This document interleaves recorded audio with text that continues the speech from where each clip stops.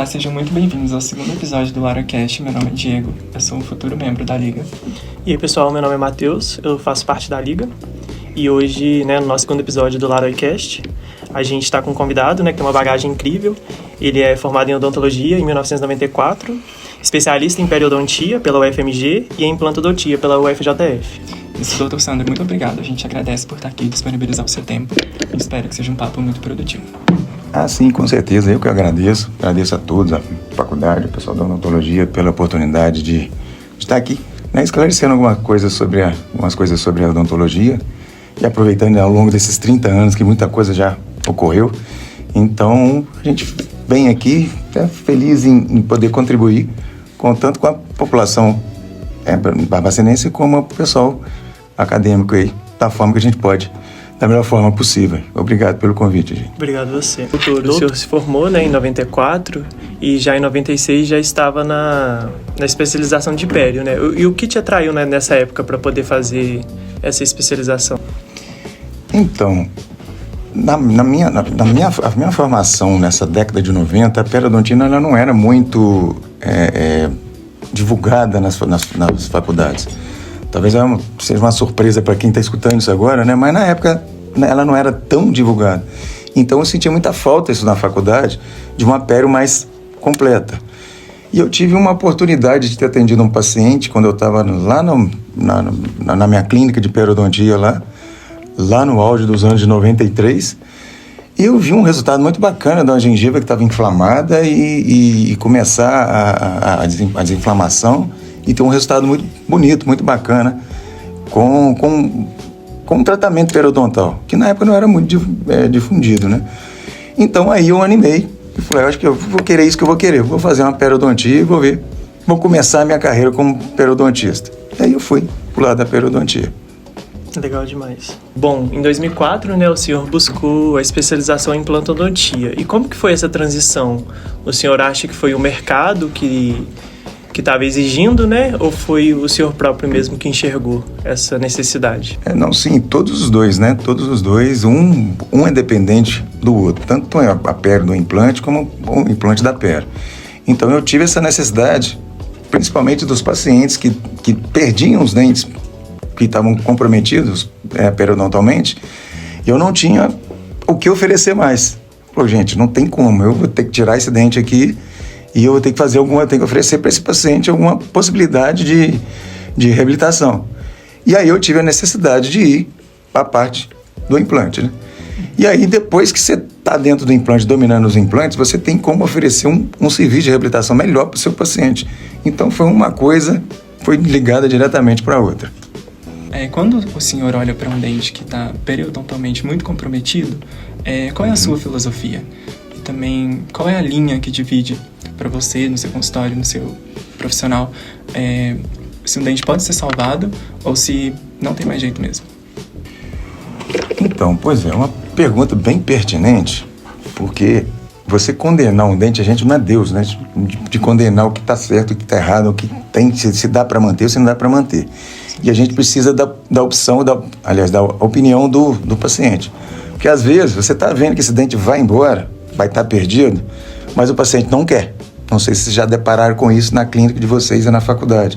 Que às vezes um paciente está com aquele dente que precisa tirar, mas o paciente não deixa ele aqui, eu não quero.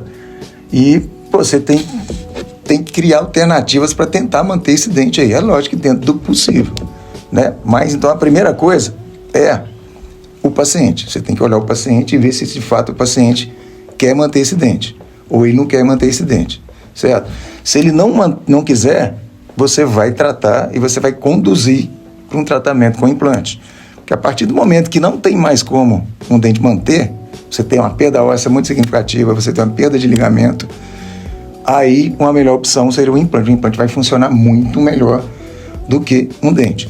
Lembrando que o dente é natural, gente? Nada vai ser substituído, A pessoa perdeu uma perna, ele está com a perna mecânica, ele tem que andar, A odontologia tem um implante, o implante está ali para substituir o dente, mas é uma parte protética, não é uma coisa natural, mas substitui muito bem.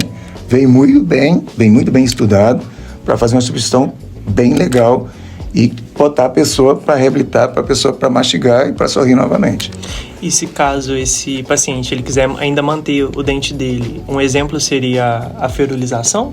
Também, dependendo do caso, sim, pode ser ferulizado. Os dentes, você pode botar uma placa neles, pode botar um fio ortodôntico e ferulizar. Cada um tem sua forma de tratamento. Eu já não gosto muito da ferulização, porque você mascara um pouquinho, você dificulta a higienização do paciente, né? E às vezes aquilo ali piora. Mas há casos e casos. Todo caso tem que ser estudado e tem que ser compreendido da forma que dá, né, para fazer a ferulização ou não. Aí vai depender de cada caso. E é um curto tempo também que ela dura, assim, é mais para o paciente se organizar, alguma coisa assim, né? O ideal seria isso, mas eu já vi paciente com ferulização de 15 anos pra frente, aí 20 anos, é normal que você vê isso, porque às vezes a pessoa fica confortável naquilo ali, o paciente, né? E aquilo vai ficando, ele vai controlando, vai ficando, tá estável, né? Ele tá sem mobilidade, Sim. Então ele consegue morder, ele consegue uma mastigação efetiva. E ali vai. E às vezes isso dura muito tempo. Entendi. Dependendo do nível de perda óssea, é bastante tempo que Então, pode durar. de cada paciente. Com certeza. É lógico, se você tiver 2/3 de osso perdido, é difícil de você recuperar, e você não recupera mais. Vai com aquele dente com mobilidade, ali provavelmente está fazendo um paliativo para esperar uma hora certa para intervir e talvez transformar essa área em implante. Está bem indicado. Né? Então, o ideal é ter uma avaliação prévia, ver o nível de perda óssea, o nível de mobilidade, e daí para frente traçar um tratamento para aquilo ali, para aquela história daquele paciente. Certo. Bom, hoje o terror da odontologia seria a periimplantite? Bom, a periimplantite é uma delas, né? Mas o que acontece? Para você levar uma periimplantite, existe uma série de fatores que vai desencadear uma periimplantite. Então, a primeira delas, você tem que posicionar o implante na posição certa. Se você posiciona ele na posição errada, você joga ele mais para frente, ou joga ele mais para trás, ou joga ele mais para um lado, para o outro, você pode ter um problema ali vai ter áreas que vão ser retentivas e pode desenvolver a periimplantite. Falta de tecido mole em volta, uma gengiva inserida que é fundamental em volta dos implantes. Você tem que ter gengiva inserida, que vai prevenir isso tudo, uma futura falha, uma futura periimplantite, né? E o paciente tem que ter a sua dedicação também na higienização e no retorno para a manutenção. Porque às vezes eu tenho casos no consultório direto que o paciente vai, coloca um dente, coloca o implante, põe a prótese sobre o implante e demora aí cerca de 5 anos, 6 anos, nunca mais volta. Quando volta, já está aquele problema já instalado. Então ele tem que estar ciente que ele tem que voltar a cada 6 meses para fazer uma manutenção preventiva para a gente cuidar desse problema, né? Ou então não deixar que ele se instale. Se ele instalar, aí é outra coisa, tem que ver, tem que examinar, tem que ver o grau da perda óssea, se dá para fazer alguma implantoplastia e manter ele ali, se dá para fazer uma regeneração óssea, ou se de fato é melhor a gente tirar aquele implante e começar do zero, novamente. Como o senhor acha que a sua base sólida em periodontia ajuda a evitar que os seus implantes que eles falhem no futuro? Isso, exatamente. É exatamente o que eu estava falando. Você tem as bases da implantodontia, as bases do implante. Você tem que posicionar tridimensional na posição certa. Sim. Você tem que ter tecido em volta dele. É um tecido inserido, a gengiva inserida. E você tem que ter a prótese bem feita, sem degrau, sem nada disso. E aí você tem uma prévia de que seu implante vai dar certo. E o que eu costumo falar muito, eu estava falando até em off, que se você faz uma atualização antes de uma periodontia, você vê onde é que você tem que colocar o tecido mole, você vai mexer, aprender a manusear com tecido mole, você vai ter uns resultados melhores, porque você vai aprender a colocar tecido mole onde é que precisa colocar tecido mole. Então eu vejo aí, às vezes, muito curso, a pessoa já entra direto numa especialização, sem nenhuma base de nada, e vai colocando implante sem saber como que está colocando, a noção de espaço, a noção de tecido mole em volta, e aí começa a ter problema, ali você já começa a estar susceptível a problema periodontal, né? No caso, periimplantar. Então eu acho fundamental que a pessoa que vai mexer com implante tenha um conhecimento prévio de tecido mole, que é a parte periodontal, e as duas vão caminhando junto. Certo. E o senhor presenciou a odonto da parte analógica para o digital. Na sua área específica, qual foi assim, a maior virada de chave? Ih, rapaz, nossa, mas muita. A virada de chave foi muito grande da analógica para digital. Teve virada... Aliás, eu vou dar uma contribuição agora histórica, porque eu vivi há 30 anos, a gente estudava. Talvez vocês não estudaram isso, a gente estudava, foram três coisas que apareceram que revolucionaram a odontologia mundial. A primeira foi no século XX, no início do século XX, início de 1900, década de 1900, 1910.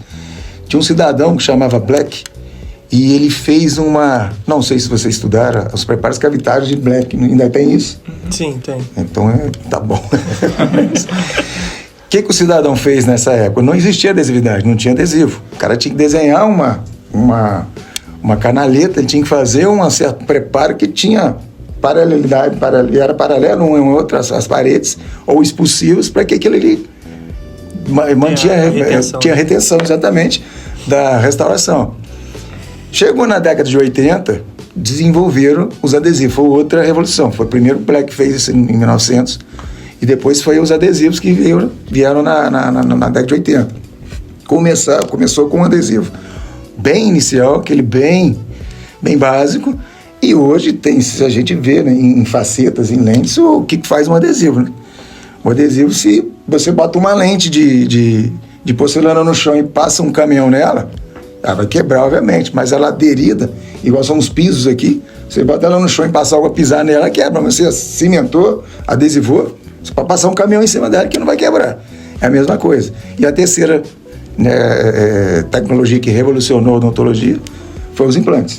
Os implantes, depois que apareceram os implantes, mudou completamente um planejamento de odontologia.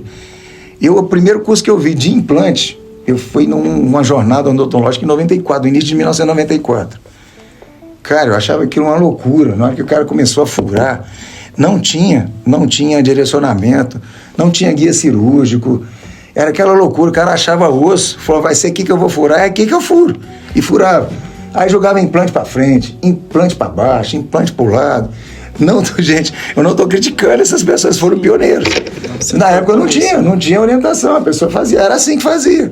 Depois, ao longo dos estudos, foram todos chegando num ponto... Se modernizando, né? Exatamente, que não tinha osso, não fura onde é que tem, cria osso onde é que não tem. Dá para criar? Dá. Não dá. Né? E aí, daí foi só aumentando, foi só evoluindo, e hoje a gente tem assim, a digital, como você me perguntou, né? São coisas... Tem um vídeo eu vi, inclusive, uma cirurgia de navegação. A pessoa vai direcionando a broca e com a tela de computador do lado, a broca vai entrando, vai ficando vermelho, você vai girando a mão, vai para verde, você está no lugar certinho. Você não precisa nem de guia mais não, você vai botando ali, o próprio computador te manda para aquele ponto exato. Então você vai entrando com a broca, ele vai pitando, de repente aparece um verde na tela, então isso você coloca. Ele manda você parar exatamente no local. Você vai parar de acelerar, de fresar naquele ponto que ele apita. Sim, são coisas fantásticas que estão ao nosso alcance, já vai estar ao alcance de todo mundo, porque se começa com uma novidade, é cara, mas a partir do momento que começa a ficar no dia a dia, outras empresas vão pegar, perde a patente a primeira empresa depois de algum tempo, aí começa a ter outras adesão, empresas, né? Uma adesão, e aí você vai colocar isso dentro do consultório, como se tem dentro do consultório hoje scanner, tem dentro do consultório fresadora, né? Coisa que não tinha, isso aí era quase que impossível, era caro, era uma coisa muito cara. Hoje não, hoje você consegue. Portátil, né? Raio-X portátil. Eu tive aí, mudando de assunto rapidinho, 2 minutinhos, depois de não mudar, eu tive uma oportunidade de fazer uma estadia na Amazônia. Eu desci o rio no barco hospital para ajudar aquelas populações ribeirinhas, é um trabalho voluntário, e eram 4 consultórios dentro de um barco hospital. Dos 4, 2 eram supridos por dois aparelhos de raio-x portátil, com um auxiliar com USB, os 2 bem treinados, uma mulher e um cara, os 2 super bem treinados, os caras te auxiliavam, eles nem faziam radiografia, já ia direto pro computador. Eu olhava aquilo e falava, caramba, gente, que loucura isso. Isso era impossível na minha época, né? Na década de 90 era impossível. Hoje o negócio está tão próximo, está tão perto, está tão fácil de acontecer, que está na nossa mão e vai ficar cada dia melhor, vai cada dia melhorando. Com certeza. E para os alunos de graduação que estão ouvindo a gente, que queiram seguir na área de implanto, pério, de reabilitação, qual é uma dica que você deixa? Qual é o erro bobo que você acha assim, que a gente, como universitário, mais comete? Que você gostaria de, talvez, na sua graduação, não ter cometido? Então, é uma boa pergunta também. Eu acho que a gente erra não querendo errar, né? O erro faz parte do ser humano, né? Então, mas assim, a primeira coisa é estudar. Não tem como. Você não pode deixar de estudar, sempre tá informado, sempre tá revendo o artigo, lendo o artigo, você tá por dentro de tudo. Eu acho que uma coisa interessante, mas é muito difícil. Às vezes a pessoa sai, o graduando sai de uma graduação e quer direto encarar o mercado de trabalho. Obviamente, isso é entendível, porque a pessoa está estudando, está gastando, está investindo, e ali ele precisa recuperar o investimento que ele fez. Mas às vezes é melhor você entrar numa especialização, numa atualização primeiro, você começar a melhorar a sua qualidade de serviço, de trabalho, antes de você querer entrar talvez nessas clínicas que ficam chamando os recém-formados. Tem os dois lados, né? Porque o recém-formado precisa de trabalhar, mas se ele puder melhorar a qualidade de serviço dele, essa é a dica que eu dou. Melhore a sua qualidade de serviço primeiro, depois você entra no mercado de trabalho. Se você for fazer os dois ao mesmo tempo, que eu não sou contra, não estou aqui para falar que nenhum recém-formado não tem que trabalhar, não é isso que eu estou falando aqui. Eu acho que ele pode trabalhar, porém, faça o que está ao seu alcance. Não tenta fazer aquela coisa que você não está esperando, que você não sabe fazer. Por exemplo, você saiu da sua graduação, você faz muito bem uma resina classe 1. Você vai fazer a resina classe 1. Você não vai tentar fazer uma prótese fixa de 6 elementos, porque vai dar problema. Né? Você fazer isso, vai procurar conhecimento, vai procurar uma atualização, vai procurar uma especialização, aí você começa a modificar. Então, eu acho que a dica principal para quem está formando é se especializar, se preparar para o mercado que está vindo.